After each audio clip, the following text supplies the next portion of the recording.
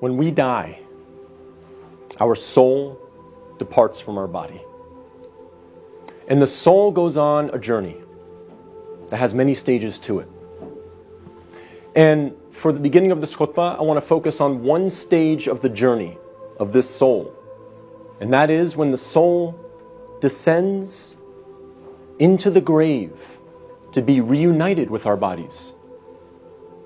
And when the soul is coming down, it witnesses the janazah, the funeral.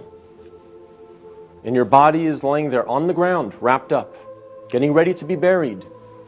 And you're descending and you're seeing this, and you're hearing it, you're experiencing it.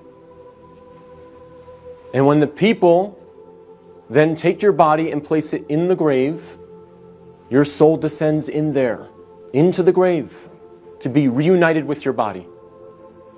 And then your loved ones, your friends who were there at your janazah, they will start shoveling dirt, start picking up dirt with their hands and placing it in the grave, throwing it on top of you, and you will feel it fall on top of you. And they will do this until you are completely covered up. And you will be there in the grave, covered up, and you will have consciousness. You will be alive. Not physically, obviously, but your soul will experience this. And then after your family makes some du'as, and they say some nice, kind words about you, they'll walk away. They'll leave. And you will hear their footsteps, as the Prophet, peace and blessings be upon him, said, that you will hear their footsteps as they walk away. And you will be there alone, in the grave, by yourself. Darkness, silence. What happens at that point? Two angels come to you, Munkar and Nakir. And they ask you three questions. Perhaps the most important questions you will ever be asked, and the three most important questions you will ever answer. And those questions are, what is your deen? Translated as, what is your way of life or your religion? Who is your prophet? And who is your Lord?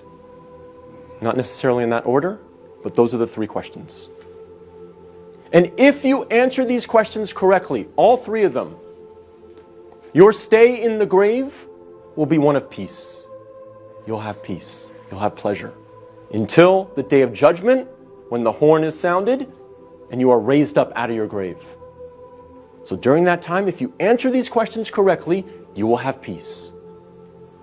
But if you don't answer these questions correctly, all three of them, your stay in the grave will be full of pain.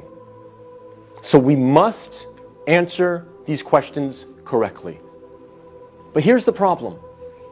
A lot of us say to ourselves at this point, I'm good, because I'm a Muslim. And I know the answers to these questions, and I'll answer them correctly. This is a problem. This is called being overconfident. Because, as many of the scholars say, the answer is not given with your tongue. The answer is not given with your brain. The answer is given with your heart. What is in your heart will come out at that moment. And so if you lived your life not praying, not striving to implement Islam, not striving to understand the Quran to the best of your ability, if you spent your life not really striving to be a Muslim, a true Muslim, trying to practice, then Islam really was not in your heart. So we have to make sure that we're striving, again, to the best of our ability. I'm not asking for perfection. I'm not asking for scholars. I'm not asking for you to be of the best character like the Prophet, peace be upon him, but we must strive for it. So that on that day, when these angels come to us and they ask us these questions, what is in our heart will naturally come forward. The answers, the correct answers will come forth. And not the answers of, I was striving for something other than the pleasure of Allah. So we have to make sure that Islam is in our hearts, not just on our lips, not just in our mind.